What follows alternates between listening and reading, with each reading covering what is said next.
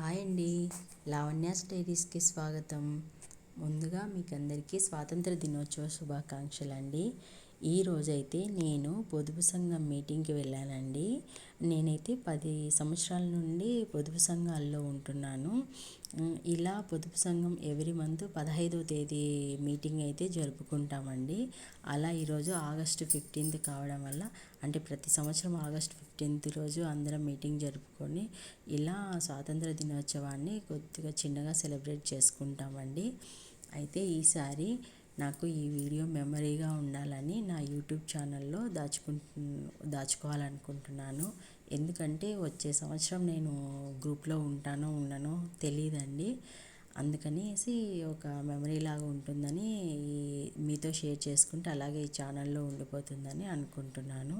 ఆ తర్వాత అయితే ఇంటికి వచ్చి రేపు వరలక్ష్మి వ్రతం సందర్భంగా పూజా సామాగ్రిని అంతా క్లీన్ చేసుకున్నానండి.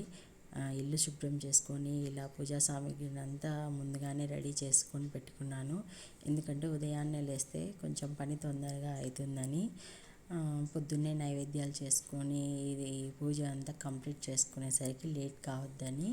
అలాగే వరలక్ష్మి వ్రతం సందర్భంగా మీరు కూడా మీ పూజలు ఎలా జరుపుకుంటున్నారో కమెంట్ రూపంలో చెప్పండి నాకు.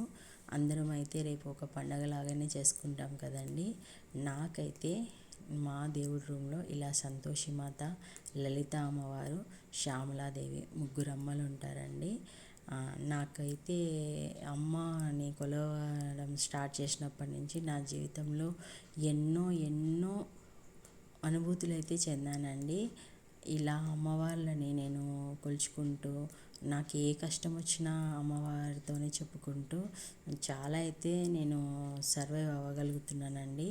నాకు ఏదైనా బాధ వచ్చినా నేను ఈ అమ్మకే చెప్పుకుంటానండి. అమ్మ సేవ ఎప్పుడు చేసుకుంటూనే ఉంటాను.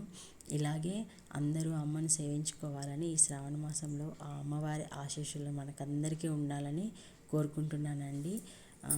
రేపు వరలక్ష్మి వ్రతంలో మీరు ఎలా అయితే పూజలు చేసుకుంటారో నాకైతే తెలియజేయాలని ఆశిస్తున్నాను. నేనైతే చాలా సింపుల్గానే చేసుకుంటానండి. అంటే మాకు కలశాలు అవన్నీ ఇంతకుముందు ఎప్పుడు మా అత్త వాళ్ళు అలా పెట్టలేదు. నాకు తెలిసిన మట్టుకు అమ్మవారికి అష్టోత్తరం చదువుకొని పూజ చేసుకుంటాను. అమ్మవారికి అయితే చీర పెట్టుకుంటానండి. మరొకసారి అందరికీ వరలక్ష్మి వ్రత శుభాకాంక్షలండి.